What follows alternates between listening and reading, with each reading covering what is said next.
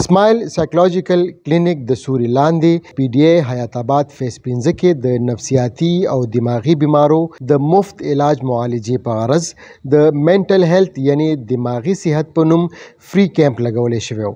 چې پکې نفسیاتي ماهرینو کیمپ ته راغلو نفسیاتي مریضانو د کونسلینګ یعنی په خبرو علاج هم وکړ او د نفسیاتي مرضونو په اړه یې پوهه هم کړل. کلینیکل سایکولوژیست مانور یم او موږ د نفسیاتي مریضانو علاج کوو. موږ د اسماعیل کاونسلینګ سنټر او کلینیک نه موږ راغلي یو. دلته کې زموږ نن ون ډے سایکولوژیکل کیمپینګ دی او دا فری اف کاسټ دی. په دې کې موږ پرسنالټي اسسمنټ هم کوو د ډپریشن، انزایټي، سټرس، موډ ډیسارډرز او سلیپ ډیسارډرز دغه شانتي چې څومره زموږ نفسیاتي بیماریان نو زموږ مقصد دا دی چې موږ په خپل معاشره کې دا اویرنس پیلاو کو چې زموږ چې کوم نفسیاتي بیماریان دي نو هغه موږ ته دومره لایټ اخیستل نه دي پکار.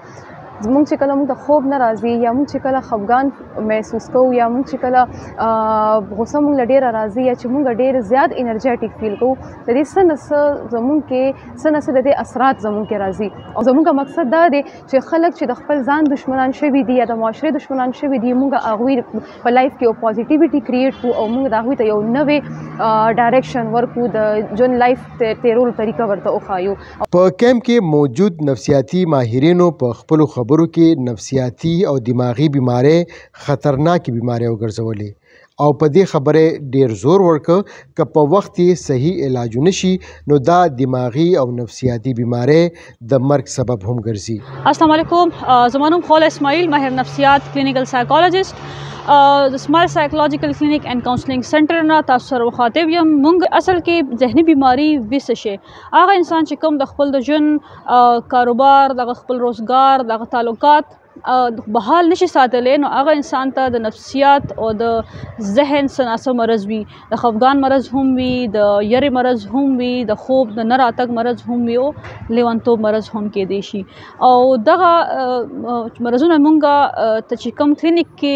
زموږ ته کیسونه رپورټ شوي دي نو هغه د دې سیمې نه زیات رپورټ شوي دي او زیات خلک وایي چې د دې خلکو ته دغه قسم کې بیماریان او نفسیات د مسایل سره شکار دي. نو د دې وجه نه موږ نن فری کیمپ لګولې دی چې د دې خلکو ته موږ پوهنه ورکو چې نفسیات بیماری څه وي، کوم قسمونه وي او د دې علاج په دویانو سره سره په خبرو هم یعنی په کاونسلینګ هم ممکن دی. کیمپ ته راغلو دماغي او نفسیاتي مریضانو د علاج معالجې بعد خپل نظرونه په خپلو ټکو کې څه داسې وړاندې کړل. او جی مطمئن یم دوی خو ډېرې ښې خبرې وکړې موږ ته او دوی وایي چې باقاعده تاسو که هلته کې موږ سره کلینیک ته راشئ نو میډیسن نه زیات موږ کوشش کوو چې تاسو په کوم د دې طریقې کار دي یا کومې خبرې اترې دي هغه موږ تاسو په هغې مطمئن کوو. موږ به کوشش کوو چې تاسو ته میډیسن کم درکړو، دا نور طریقې کار لکه کوم سلیپینګ مسله ده یا بله مسله ده نو هغه موږ تاسو حل کوو. بار به نه راته غوسه ډېره زیاته راځي او بس اینی ټایم زما په دا سر بوج ډېر زیات او هسې بې سبس غوسه ډېره زیاته راځي نو هغې وایي چې موږ دا کوشش کوو چې ستا د غوسه تاله په څه وجه درځي دا موږ په څه کنټرول به دې څنګه کوې نو دا به موږ تاسو هلته کې باقاعده مطمئن کوو. اسماعیل سایکولوژیکل کلینیک د سوري لاندې دماغي صحت ویډیا کیمپ لګولو مقصد ولس د دې بیمارونو خبرول وو چې په وخت یې صحیح علاج وشي. لطیف الله داودزی،